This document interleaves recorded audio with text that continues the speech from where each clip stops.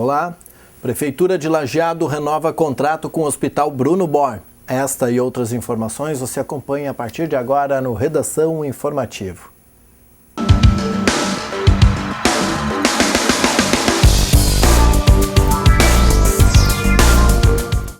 A Polícia Rodoviária Federal fez nesta quinta-feira em todo o país operação para combater o excesso de velocidade nas estradas.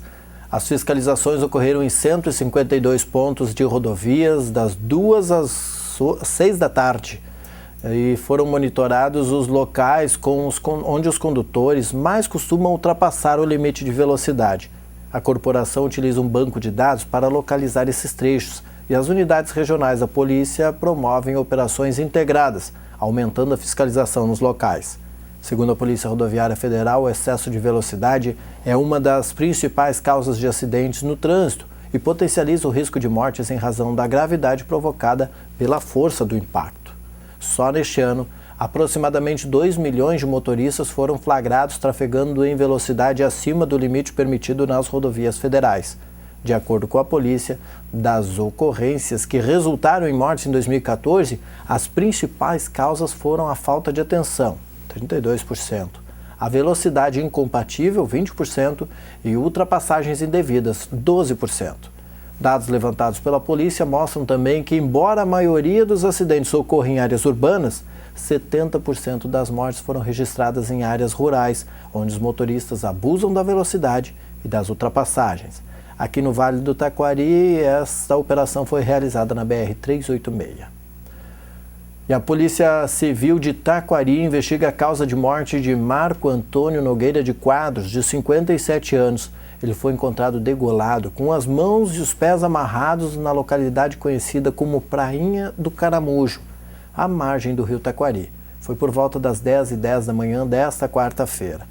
De acordo com a delegada Betina Martins Calmo, titular da Delegacia de Polícia de Taquari, a vítima foi vista por testemunhas caminhando por volta das 11h30 da noite de terça-feira. Por isso, a investigação acredita que o crime tenha ocorrido durante a madrugada. O corpo de Quadros passou por necropsia no Departamento Médico Legal de Lajeado. E conforme a delegada, a vítima, que morava no bairro Praia, foi encontrada com um corte profundo no pescoço e várias lesões na cabeça. A delegada Betina comenta que o local onde a vítima foi encontrada é um local mais isolado, com movimentação na época de veraneio. Desde quarta-feira, os investigadores ouvem testemunhas, mas a delegada Betina não divulga detalhes para não interferir no trabalho de apuração policial. E uma motoneta Honda Bis vermelha que havia sido furtada em Taquari no último dia 20 foi recuperada pela Brigada Militar em Teutônia por volta das 8 horas da noite desta quarta-feira na localidade de Vila Esperança. O policiamento recebeu denúncia de que o autor do furto estaria trafegando pela cidade com o veículo de placa IWJ 8651. Em buscas, os brigadianos encontraram um homem de 27 anos com a bis na rua Balduino Ninov. O suspeito foi encaminhado para a Delegacia de Polícia de Pronto Atendimento aqui de Lajeado, foi ouvido e liberado após o registro. A motoneta foi recolhida ao depósito. E uma caminhonete foi furtada na rua Fábio Brito de Azambuja entre 7 e 8 da noite desta quarta-feira no bairro São Cristóvão, em Lajeado. A vítima, um homem de 21 anos, deixou a sua Saveiro placa IAU 4678 estacionada em frente ao centro esportivo do bairro para jogar futsal. Às 8 horas da noite, quando saiu do ginásio, percebeu que seu carro havia sido levado. E um adolescente de 16 anos foi apreendido por volta das 4 horas da tarde desta quarta-feira em uma residência no bairro Santo Antônio. A Polícia Civil cumpriu mandado de apreensão expedido pela comarca de Lajeado e o menor foi encaminhado à Fundação de Atendimento Socioeducativo, a fase de Porto Alegre, para a internação provisória. De acordo com a polícia, o mandado é referente a uma tentativa de homicídio, mas o adolescente já havia sido apreendido com drogas e reconhecido como autor de roubos na cidade. Acompanhe agora o comentário do pastor e advogado Natanael Zanata. Há uma discussão a respeito de qual tipo de parto é melhor ou mais indicado. O parto cesáreo, em que a criança nasce em uma cirurgia, ou o parto normal, natural, que existe desde o primeiro nascimento e é vaginal. E nessa discussão vemos ataques ferozes ao parto cesáreo, que o Brasil é campeão nesse tipo de escolha, que estão nascendo muitas crianças com data pré-agendada, enfim, as contrariedades são milhares. Eu entendo que a opção pelo parto cesáreo se dê nos casos em que não há questão de saúde envolvida, em função da possibilidade de organização da família, da vida, mas principalmente pelo controle da dor. Então, aos loucamente defensores do tal parto natural, eu tenho algumas sugestões. Quando tu tiveres uma dor de dente, peça para o dentista que faça uma extração natural. Isso mesmo. A natureza não proveu a dor? Deixa ele meter o alicate na tua boca e tirar no seco. Em uma puxada só, se conseguir. E deixa o sangue parar de correr sozinho também. Quando tu tiveres uma pedra nos rins ou na vesícula, deixa a natureza cuidar disso. Pede para o médico te dar um tratamento natural e humanizado. Nada de medicação para dor. Não, não. A natureza que se encarregue de expelir o cascalho, que te dá uma dor parecida com uma faca atravessando as tuas costas. Daí não, né? O que eu estou querendo dizer com isso é que se torna bem mais fácil exigir sofrimento de outra pessoa. Pedir que ela aguente dor, que suporte tudo bem calminha e tranquila. Agora, quando o pepino está na carne do crítico, daquele que aponta o tempo inteiro, não cabe discutir e aguentar o mínimo dos sofrimentos. Você consegue fazer teorias e discursos com a doença dos outros, mas a tua tem de ser curada logo e sem dor. Nessa mesma lógica, podemos colocar os governos. Sabe por que praticam corrupção, desviam dinheiro, não se preocupam com o cidadão? Porque estão acabando com o dinheiro dos outros. Espalham gentilezas e agrados com o dinheiro dos outros. Fazem benevolências com o chapéu dos outros. E isso só funciona até que estes outros tenham dinheiro, como é o caso do nosso querido estado do Rio Grande do Sul. Dias atrás eu pude acompanhar um discurso no Parlamento Europeu do ex-primeiro-ministro belga Guy Verhofstadt, no qual ele dá algumas dicas ao agora ex-primeiro-ministro da Grécia, Alexis Tsipras. Dentre outras coisas, ele diz: acabe com os privilégios. A Grécia estava se afundando e, mesmo assim, o Tsipras estava distribuindo cargos e fazendo várias concessões. Essa omissão voluntária do Tsipras em não cortar os prêmios de amigos, que certamente decorrem de rabo preso, criaram as condições perfeitas para que ele renunciasse. Aqui no Rio Grande do Sul, nós vamos ver mais uma amostra do veneno que é essa cesta de privilégios e benevolências amanhã, dia 28 à noite, quando o governador vai dizer como vai pagar o próximo salário dos servidores públicos. Segundo algumas notícias, haveria um novo parcelamento, só que bem menor que o do mês passado. Ao invés de R$ 2.150 a primeira parcela, seria fixada esta entre R$ 500 e R$ 1.000. Estão vendo? O dinheiro dos outros acabou ou não é suficiente para garantir todos os privilégios dados há tanto tempo. Para admitir o parto cesáreo, é necessário admitir que a humanidade evoluiu, que a medicina avançou e que pode oferecer muitos benefícios, como a ausência de dor. No plano social, a sociedade também evoluiu, mas o poder público resiste em entender isso. Políticos continuam agindo como se nós, da iniciativa privada, fôssemos escravos. Quer dar presente para os teus amigos, senhor político? Faz com o teu próprio dinheiro, seu sem vergonha. Com o meu dinheiro eu dou presente para quem eu quiser. E se eu não quiser, eu não dou presente para ninguém. O certo é que está mais que na hora de tirares a tua mão da minha carteira, senão eu corto ela fora. E com o objetivo de capacitar os gestores públicos para que possam elaborar projetos de lei de incentivo à cultura e fundo de apoio à cultura, a fim de acessar recursos para iniciativas da área, foi realizado nesta quinta-feira na Câmara de Vereadores de Estrela o primeiro Seminário Regional de Cultura. Promovido pelo Conselho dos Dirigentes de Cultura da Associação dos Municípios do Vale do Taquari, o encontro reuniu secretários e coordenadores de vários municípios da região. Um dos palestrantes, o diretor do Departamento de Cidadania e Diversidade da Secretaria da Cultura, o Leoveral Gozer Soares, falou sobre a implementação do Sistema Estadual de Cultura. Por meio do sistema e com a criação dos conselhos municipais, fundos e planos municipais de cultura, será possível aumentar os investimentos na área, qualificar a gestão e ampliar a participação social nos debates a respeito de políticas públicas para a cultura. O Sistema de Cultura também pautou a fala do assessor técnico da cultura da FAMURS. Na opinião de José Carlos Martins, neste contexto, a criação do órgão gestor de cultura é o mais importante. Ele destacou a importância da elaboração dos planos municipais, Martins enfatizou ainda que esta nova forma de pensar é recente e rompe com o clientelismo. O seminário contou ainda com a oficina a cargo de Rafael Bale, coordenador do Sistema Procultura, com orientações sobre como participar dos editais previstos e apresentação de projetos, entre outras questões. E o Rio Grande do Sul ingressou com ação no Supremo Tribunal Federal para evitar o bloqueio das contas do Estado pela União. Thaisa Borges traz os detalhes. Para evitar o bloqueio das contas do Rio Grande do Sul pela União, o governador José Ivo Sartori comunicou oficialmente nesta quinta-feira no Palácio Piratini que a Procuradoria-Geral do Estado ingressou com ação cautelar no Supremo Tribunal Federal. Nós estamos aqui para comunicar oficialmente que decidimos ingressar com uma ação cautelar no Supremo Tribunal Federal, pedindo o não bloqueio das contas do Estado e a manutenção dos repasses constitucionais previstos. O Procurador-Geral do Estado, Eusébio Ruschel, afirmou que a ação foi protocolada na segunda-feira e encaminhada na terça-feira para a relatoria do ministro Marco Aurélio Mello. O fundamento principal desta ação é a absoluta impossibilidade material do Estado do Rio Grande do Sul cumprir com todos os seus compromissos financeiros, em especial em razão do atraso que está acontecendo no pagamento dos salários do funcionalismo público estadual. Mas nós também, nesta ação, estamos buscando antecipar essa revisão. A situação do Rio Grande do Sul é diferente dos municípios de São Paulo e do Rio de Janeiro, é importante que se diga isso. Esses municípios já ingressaram com ações judiciais contra a União. Em relação a esses entes federados, ocorre uma redução da parcela da dívida, diferentemente do Estado do Rio Grande do Sul. Essa redução ensejada pela Lei Complementar 148.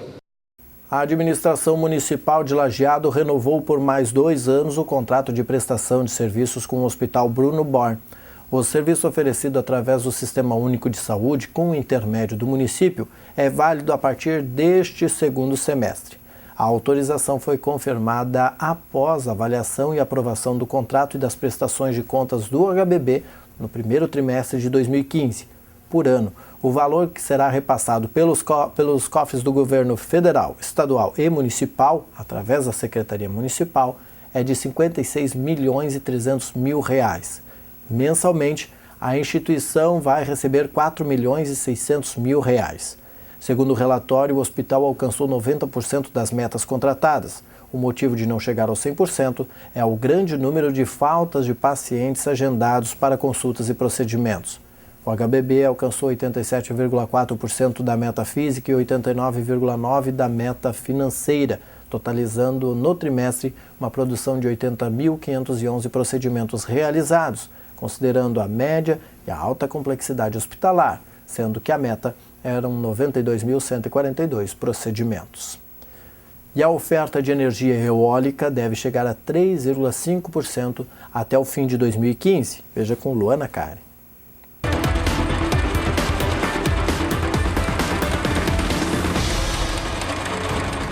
A energia que vem do vento ganha cada vez mais força no Brasil.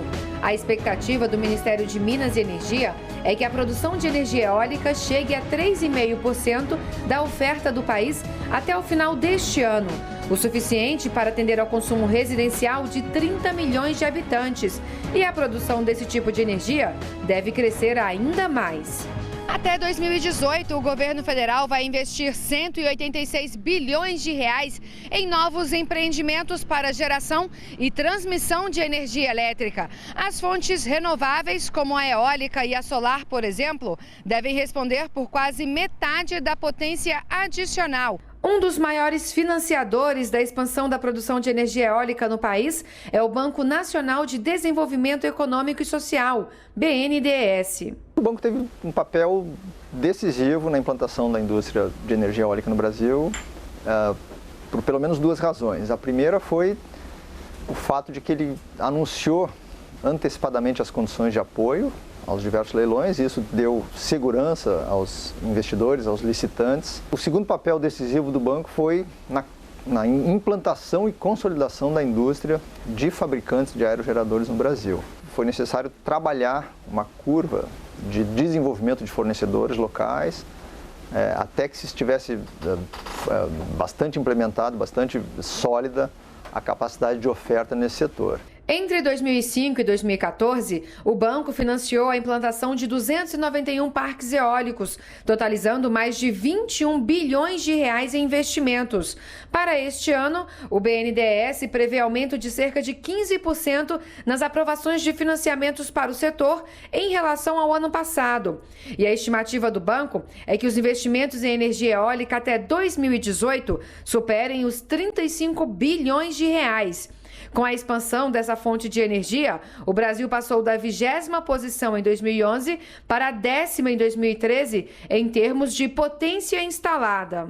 Uma das empresas beneficiadas com financiamentos do BNDES é a Texis, uma das maiores fabricantes de pás eólicas do mundo. A empresa fica em Sorocaba, a cerca de 80 quilômetros de São Paulo. Em 20 anos, a empresa já fabricou quase 45 mil pás, que juntas equivalem em produção a quase 2 usinas de Itaipu.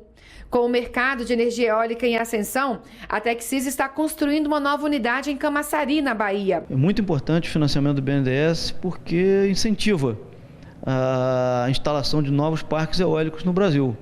O Brasil tem um potencial eólico muito grande. A falta de chuvas, de uma certa forma, beneficia outras indústrias. Então a eólica está aí pronta para pegar essa oportunidade.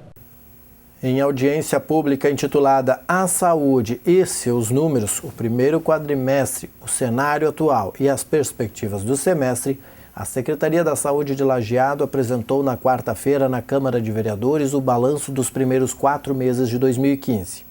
O titular da pasta, Clademir Schwingel, chamou atenção para o descompasso entre as receitas oriundas do governo do Estado e as despesas para atendimento do que é a obrigação dessa esfera, do governo do Estado. Enquanto as despesas somaram pouco mais de R$ 2.380.000, as receitas no primeiro quadrimestre atingiram apenas R$ 2.150.000. Ele esclareceu que os recursos provenientes da União e do Estado são carimbados, ou seja, já têm destinação específica, sendo de livre aplicação apenas os recursos municipais. Por fim, Clademir Schwingel destacou que no primeiro quadrimestre de 2015, os valores aplicados na saúde atingiram 14,21% da receita tributária líquida do município, sendo que a previsão para o ano é estimada entre 22% e 23%. E o Ministério do Planejamento autorizou a venda de 20 imóveis da União. Entre esses imóveis estão prédios comerciais, armazéns, apartamentos e, acreditem, até um hotel. Imóveis que não são imóveis prioritários para o funcionamento da máquina pública, mas são imóveis que a União obteve no passado e hoje tem um valor considerável que podem melhorar o desenvolvimento urbano nas cidades em que eles se localizam e nesse momento também de reestruturação fiscal proporciona uma receita substancial para o governo. A Central de Convênios do Hospital Bruno Born de Lajeado comunica que mais 2 médicos passam a atender nos consultórios da Central. A médica cirurgiã cardiovascular Aline Almeida Reck, que fará procedimentos de escleroterapia e iniciará os atendimentos no dia 1º de setembro, e o médico fisiatra Cleiton Eberle Araújo, que já está atendendo. Ambos realizarão procedimentos no consultório da própria Central de Convênios, que atende municípios, sindicatos e empresas conveniadas. Mais informações podem ser obtidas pelo telefone 3714-7509. E o plano de prevenção contra incêndio do Parque de Exposições Assis Brasil em Esteio, onde acontece a Expo Inter, ocorreu dentro da legalidade. Quem traz a informação é a Thaisa Borges. A contratação da empresa responsável por elaborar e executar o plano de prevenção contra incêndios no Parque de Exposições Assis Brasil foi absolutamente regular. A garantia é do secretário estadual da Agricultura, Hernani Polo, que esclareceu nesta quarta-feira a legalidade da contratação da empresa RS Prevenção de Incêndios. Polo lembrou que 3 empresas participaram do processo. A escolhida foi a que apresentou o valor mais acessível dentro das exigências técnicas. Todo um processo acompanhado pela equipe jurídica da Secretaria, pela PGE, exatamente buscando fazer com que o processo acontecesse dentro da legalidade. A empresa vencedora do certame apresentou a comprovação do registro do seu responsável técnico junto ao CREA e os atestados de capacitação técnica exigidos. No dia 17 deste mês, o Conselho notificou a RS Prevenção para que eles apresentassem no prazo de 10 dias os documentos relativos à contratação dos serviços junto ao parque. Segundo os responsáveis, isso já foi feito. Nós recebemos dentro da notificação um prazo de 10 dias para apresentarmos a documentação. E nós fizemos no dia de hoje, né, dentro dos 10 dias, e estamos registrados, né, no CREA também como empresa. Completar 60 anos é comemorar uma história de conquistas e sucesso, seja ela de uma pessoa ou uma empresa. Com o tema da campanha IMEC Supermercados, uma história de conquistas escrita há 60 anos, a Rede IMEC comemora seu aniversário com diversas ações. Uma delas é a Mostra IMEC 60 anos, que conta em fotos um pouco mais sobre essas 6 décadas servindo a comunidade. Segundo o diretor comercial da Rede IMEC, Alexandre Webel, o departamento comercial realizou parceria com os maiores fornecedores da rede, com o objetivo de oferecer aos clientes as melhores condições em preço e qualidade durante o período de aniversário. Degustações de produtos também estarão disponíveis aos visitantes. O diretor-presidente do IMEC, Leonardo Taufer, comenta que tudo que está sendo preparado leva em consideração a confiança depositada no IMEC pela comunidade nesses 60 anos. Neste período, o IMEC passou por transformações de marca e estrutura de lojas, inaugurações de seus 18 supermercados, viu sua indústria de panificação, a Italianinho, crescer e produzir alimentos de qualidade, e investiu no ramo farmacêutico e fortaleceu o ramo de beneficiamento de grãos com o engenho de arroz líder do Sul. Outras ações especiais também serão realizadas voltadas aos colaboradores do IMEC. As comemorações da Rede IMEC iniciam neste dia 28 de agosto e se estendem até 4 de outubro. E o CODEFAT regulamenta procedimentos para a concessão do seguro-desemprego para os empregados domésticos. Sumaia Vilela traz as informações. O Conselho Deliberativo do Fundo de Amparo ao Trabalhador, CODEFAT, aprovou nesta quarta-feira resolução que regulamenta o seguro-desemprego para empregados domésticos. O texto estabelece critérios sobre os requerimentos e habilitação quando houver dispensas sem justa causa, além de ajudar na busca ou preservação do emprego com ações de orientação e qualificação profissional. Para requerer o benefício, o empregado doméstico deve ter trabalhado por pelo menos 15 meses nos últimos 2 anos, anteriores à dispensa que deu origem ao pedido de seguro-desemprego.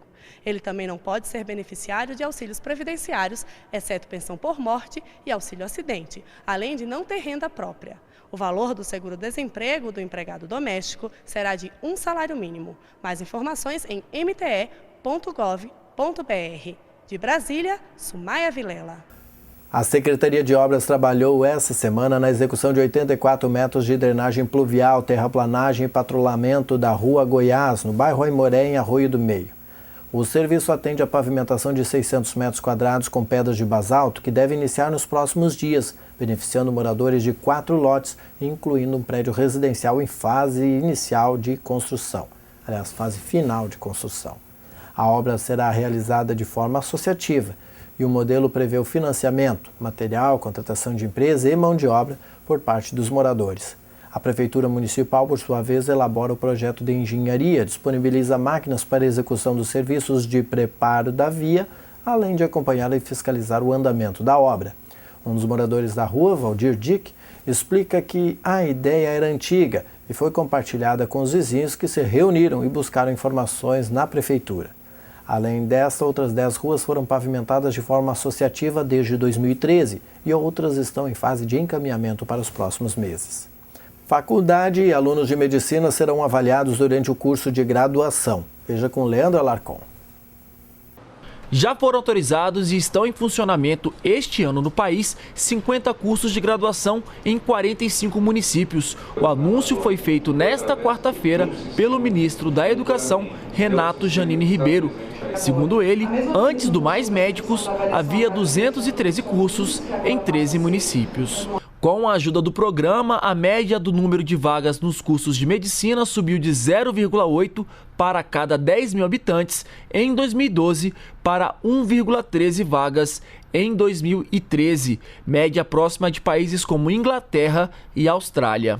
As novas vagas foram abertas principalmente em regiões que apresentavam poucos profissionais dessa área. O aumento do número de vagas é decorrência basicamente do programa Mais Médicos, que mudou a forma de criação de faculdade de medicina no Brasil, determinou, em primeiro lugar, uma regionalização que contemple também o interior do país, que era muito desprovido, e orientou também algumas prioridades na formação. O número de vagas para professores também aumentou. Foram criadas 880 vagas só em 2015.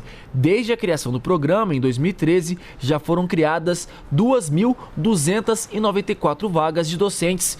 De acordo com o ministro, o conceito mínimo para aprovação de um curso de medicina é de número 4, numa escala que vai de 0 a 5. Para garantir a qualidade desses cursos, o Ministério da Educação vai fazer uma avaliação anual da estrutura oferecida pelas instituições de ensino. Os estudantes também serão avaliados, tanto aqueles que estão começando o curso, quanto aqueles que estão perto de se formar. A avaliação anual da estrutura dos cursos começa em março do ano que vem e os estudantes que estiverem cursando o 2º, 4º ou 6º ano de medicina também serão avaliados. Vai ser norma isso, a partir do ano que vem, todas as faculdades de medicina do Brasil, novas, antigas, tradicionais, bem conhecidas, desconhecidas, vão ser visitadas e, além disso, todos os alunos de medicina, todos os cursos de medicina, terão uma avaliação da formação dos alunos no 2º, 4º e 6º anos da graduação. Ou seja, se estiver havendo problemas na formação do aluno, eles vão ser detectados logo. Então não vai se esperar o aluno estar formado para depois dizer, houve uma formação ruim. O objetivo dessas avaliações, segundo o ministro da Educação, não é fechar cursos, e sim deixá-los cada vez melhores. A instituição será solicitada a corrigir-se, dependendo do volume da falha, então medidas terão um volume diferente. Mas o objetivo disso é pedagógico, o objetivo não é punitivo. Nós não queremos fechar nenhuma faculdade no Brasil, o que queremos é que todas estejam funcionando bem. Uma iniciativa que visa promover a arte, levando as mais diversas manifestações culturais aos espaços públicos. E este é um dos objetivos do primeiro Arte na Escadaria, que ocorre neste sábado na escadaria de acesso ao Rio Taquari, no centro de Estrela. Conforme Lilian Cândido, uma das organizadoras, esta será uma oportunidade para que as pessoas possam conversar, compartilhar experiências e difundir a cultura. O evento, que tem apoio da Secretaria Municipal de Cultura e Turismo de Estrela, se estenderá das 10 horas da manhã às 6 da tarde. A programação é extensa e contempla várias manifestações artístico-culturais. Além da beleza do local e de aproximar a população do Rio Taquari, o público que se dirigir ao local poderá apreciar exposição de artesanato e apresentações musicais com a participação de Lucas Brolesi e Xandão, às 11 horas da manhã, da banda Liverpool, às 2 da tarde, e de Marco Guimarães, às 3 da tarde. A partir das 4 haverá contação de histórias com o grupo Pé de Minhoca, formado por Mariana Faria Correia e Gustavo Vickert, contando e cantando histórias com o lançamento do livro A Menina e o Tubarão. Durante o dia, a Chimango oferecerá erva e água quente para o chimarrão e haverá também a troca de doação de brinquedos, atividade especial em que algumas crianças já estão se envolvendo. Além disso, será feita a coleta de resíduos eletrônicos, participação dos chamados barranqueiros, os antigos moradores da Rua da Praia, hoje a Rua Arnaldo Dil, com exposição de fotos antigas e a presença das mulheres artesãs de Estrela. A partir das 5 horas da tarde haverá uma intervenção cultural com Tiago Magedantes e Pedro Reinheimer, que prevê exposição de curtas, debates e apresentação de bandas. Segundo Lilian, que tem a companhia de Dolores Nair Misnich e Adriane Malman na promoção, estão sendo convidados artistas de outras cidades a também participarem deste momento, assim como os indígenas Caigangue da terra indígena do Coqueiro, que é ali em Estrela, entre Estrela e Bom Retiro do Sul, para mostrarem os seus trabalhos artesanais. Acompanhe agora o comentário do professor Gilson dos Anjos. Olá, amigos. Se você está doente, ou se você tem um amigo doente, uma pequena torção, uma pequena lesão, não perca tempo. Não vá ao pronto-socorro de Lajeado. Outro dia, uma pessoa, uma conhecida, uma jovem senhora, tinha torcido seu pé e eu, no domingo recente, próximo, passado, fui levá-lo ao pronto-socorro. Foi lá, entrou bem rápido, até não demorou, mas depois de já estar lá dentro das dependências do pronto-socorro, lhe foi dito: seu caso não é grave, vá à UPA. Lá são 4 médicos, aqui temos apenas um. Se você chegar lá com o seu pé torcido e tiver uma fratura, aí você volte aqui ao pronto-socorro, que nós iremos lhe atender. E eu fico pensando, será que se preocuparam o sistema de saúde em saber se essa jovem senhora tinha como se deslocar do centro de Lajeado até a UPA? Se ela estava a pé, com o pé torcido? Se ela estava com a sua filha de 3 meses no colo ou não? Não, eles não pensaram. Nada falaram. Diga, vá. Se lá não tiver como resolver tudo, volte aqui. Esse sistema me parece um sistema burro, para não falar de outra coisa. Então você que eventualmente adoeceu, torceu os pés, não tem uma fratura exposta, não está esfaqueado, morrendo, não vá ao pronto-socorro da cidade de Lajeado, vá à UPA. E torça para que resolva tudo lá, porque senão você vai ter que se deslocar para o pronto-socorro para o segundo procedimento. Devemos pensar sobre isso, a administração da saúde pública, meu amigo, secretário Vladimir Schwingo, deu uma olhada nessa situação. Vamos ver se a gente consegue melhorar isso para todos nós. Às vezes não é com a gente, é com algum conhecido da gente, mas a gente está envolvido e fica muito indignado com isso tudo. Eu volto na próxima semana. Obrigado, Gilson. E veja como será esta sexta-feira com o jornalista Rodrigo Nascimento e a previsão do tempo.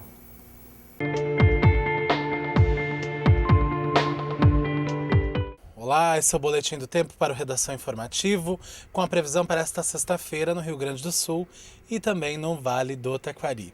E nesta sexta-feira segue o tempo seco em todas as regiões, pelo menos na maior parte do Rio Grande do Sul, e isso inclui o centro do estado, onde está o Vale do Taquari.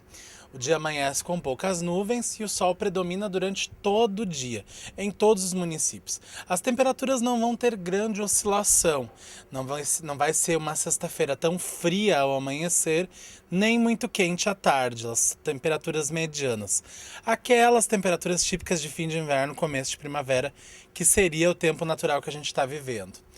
E chuva, pelo menos para o fim de semana, ainda não há previsão. O clima deve permanecer seco, pelo menos até o início da próxima semana. Mas isso é assunto para a próxima previsão. Vamos ver como fica a sexta-feira aqui na região, então? Em Lajeado, a sexta-feira amanhece com sol. A mínima prevista é de 13 graus e a máxima chega aos 24 graus à tarde. Em Teutônia, o dia amanhece com sol e pode ocorrer períodos de nebulosidade durante a sexta-feira. Mínima de 11 graus e máxima de 22 graus em Teutônia. Este foi então o Boletim do Tempo. Nós voltamos na próxima edição do programa com a previsão completa para o fim de semana. Até lá!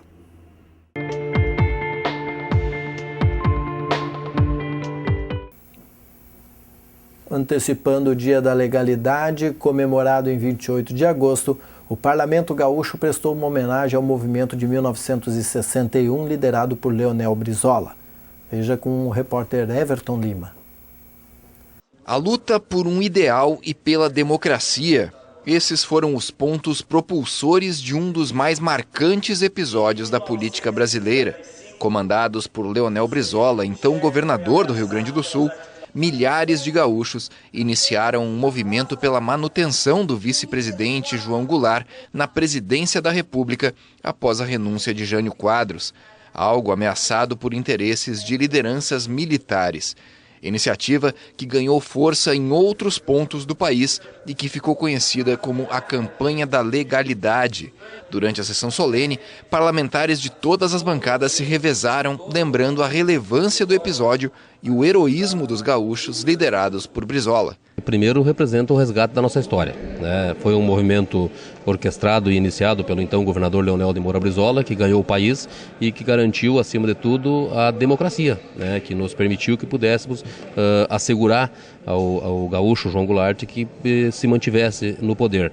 E para nós gaúchos sempre é bom lembrar disso, e especialmente aqui no Parlamento Gaúcho, no local onde está representado a verdadeira representatividade do povo gaúcho neste parlamento. Então a Assembleia fica muito feliz com isso e com certeza comemora essa data e devemos sempre comemorá-la. Para Raul Carrion, um dos proponentes do Dia da Legalidade, a Campanha da Legalidade foi um momento único que uniu o povo gaúcho a partir da liderança de Brizola, formando centenas de comitês da legalidade pelo Estado e colocando mais de 100 mil gaúchos dispostos a pegarem armas pela democracia. Eu até, num estudo que fiz uma vez, dizia assim, aquele cidadão que talvez numa greve, ele não tinha a determinação de entrar numa greve, perder um dia de trabalho, naquele momento foi galvanizado por essa unidade do povo brasileiro. Evidentemente que ali estava em jogo a democracia, o direito de João Goulart a assumir, mas não era só isso. Estava no fundo, a aspiração de mudanças para o nosso Brasil, a aspiração de transformações mais estruturais do país, que depois se desenvolveram na campanha das reformas de base e assim por diante. Aspirações que eu diria ainda hoje permanecem, porque as grandes transformações que o Brasil precisa, que 61 apontou, que a luta pelas reformas apontou, ainda não aconteceram. Esta luta entre as forças do atraso e as forças que tentam avançar no Brasil, ela persiste. E hoje nós vemos novas ameaças no horizonte à democracia. Em nome de enfrentar os avanços e buscar o retrocesso, nós temos hoje a democracia ameaçada também. Uma data especialmente significativa para quem carrega consigo o nome do líder do movimento. Para Juliana Brizola, neta do então governador, o momento serve para manter a história viva, mostrando às novas gerações algo que não é suficientemente lembrado nos livros, um ideal que está vivo até hoje. Para mim, um momento sempre muito emocionante, né? Como se ele estivesse aqui presente com a gente. Mas eu acho que é importante resgatar, né? Essa história tão bonita, essa história de coragem, essa história que unificou o povo gaúcho, que queria defender a Constituição. Eu acho que é importante que a gente resgate para mostrar para as novas gerações, né, que isso aconteceu e que talvez as liberdades que temos hoje tiveram um custo alto naquela época. E é importante também que a gente resgate aqui o Parlamento Gaúcho, porque essa história é muito pouco contada, né, nos livros de história, dos colégios, e eu acho que é a obrigação aqui do parlamento, principalmente dos gaúchos, né, que fizeram parte dessa história tão bonita. Então, para mim, um dia muito emocionante, mas, sobretudo, também um dia de reflexão, porque a gente sabe que as lutas do povo brasileiro ainda são as mesmas.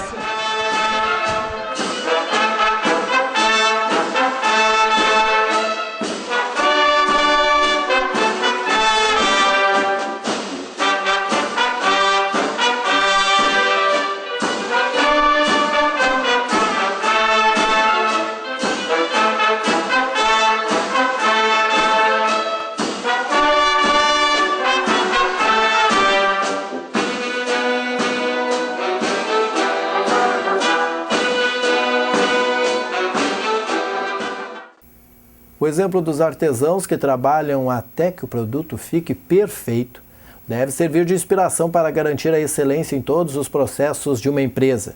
Este foi um dos aspectos destacados pela empresária Cíntia Magali Chu em reunião almoço nesta quinta-feira na Associação Comercial e Industrial de Lajeado. Diretora de uma empresa especializada em gestão focada no cliente, ela palestrou sobre os novos paradigmas da excelência, a era do engajamento do cliente. Conforme Cíntia, a excelência exige que as empresas olhem para o que elas produzem e deve estar presente em todas as fases da produção ou da prestação de serviço, desde ativação, manutenção e fidelização dos clientes. Formada em serviço social com MBA em marketing e gestão empresarial, Cíntia destaca que a excelência de uma empresa vai além do bem atender. Este foi o Redação Informativa desta quinta-feira, dia 27 de agosto. Na sequência, você vê o Papo de Boleiro. Nós temos edição inédita nesta sexta, às 6h30 da tarde. A nossa programação pode ser conferida também no www.tvinformativo.com.br.